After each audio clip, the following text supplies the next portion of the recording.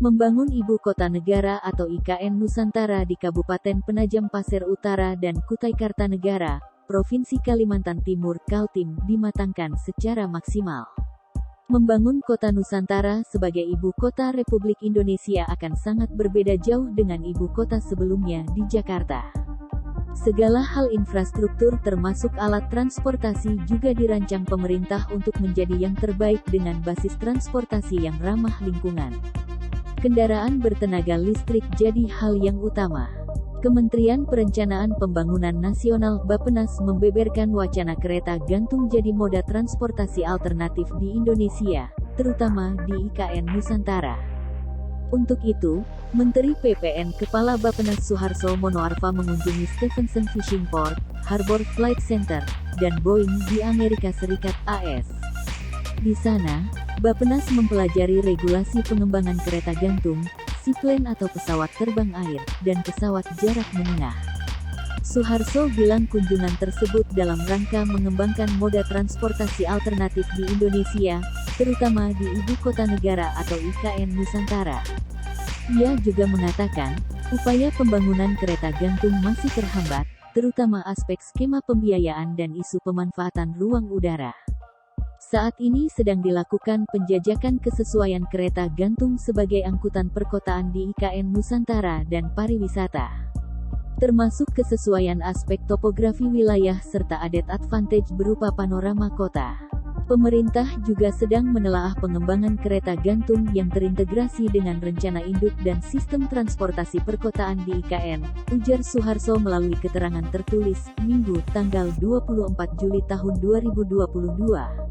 Penggunaan seaplane untuk Jakarta, Surabaya, Denpasar. Penggunaan seaplane juga sedang dijajaki, utamanya untuk kota waterfront seperti Jakarta, Palembang, Surabaya, dan Denpasar.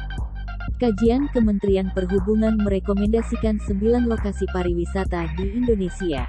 Di samping itu, permintaan terhadap angkutan seaplane perlu dilakukan penelaahan segmentasi pasar dan konektivitas yang dilayani. Operasional seaplane di Indonesia mayoritas didominasi swasta dengan peran pemerintah yang masih terbatas pada sisi pemberian izin operasional pesawat apung namun tidak mencakup pembangunan, pengembangan, dan pengoperasian bandara perairan, ujar Suharso. 2 poin diskusi Bappenas dan Boeing. Dalam kunjungan ke Boeing, Suharso menyebut terdapat 2 poin diskusi yang dibahas. Pertama, komitmen untuk memenuhi permintaan Indonesia dalam setiap pembelian pesawat tempur militer sesuai dengan amanat UU Nomor 16 Tahun 2012 tentang industri pertahanan, maupun pembelian pesawat komersial berupa offset dan transfer teknologi. Kedua, mendorong pengembangan maintenance, repair, dan overhaul (MRO) oleh industri dirgantara nasional sebagai kemitraan dengan Boeing. Sesuai visi 2045, kedirgantaraan dikembangkan melalui ekosistem industri kedirgantaraan Indonesia yang kondusif dan berdaya saing. Indonesia sendiri menargetkan menjadi produsen pesawat terbang tipe turboprop kapasitas sekitar 100 kursi dengan teknologi terkini.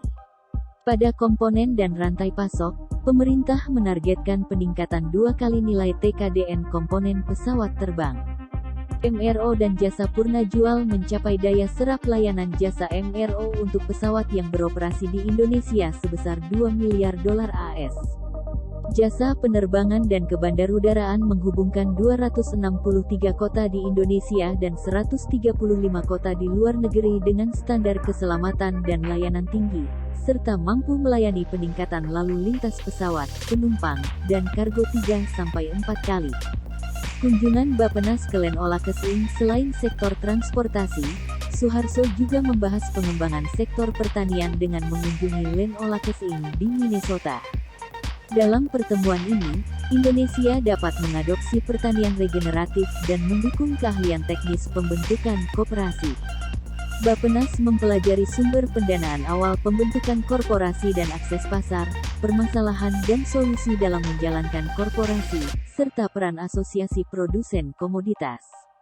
Bappenas juga mengobservasi ekosistem proses bisnis Land Olakes Inc. yang akan direplikasi di Indonesia sesuai amanat Rencana Pembangunan Jangka Menengah Nasional tahun 2020 sampai tahun 2024 terkait pembentukan 350 korporasi petani dan nelayan.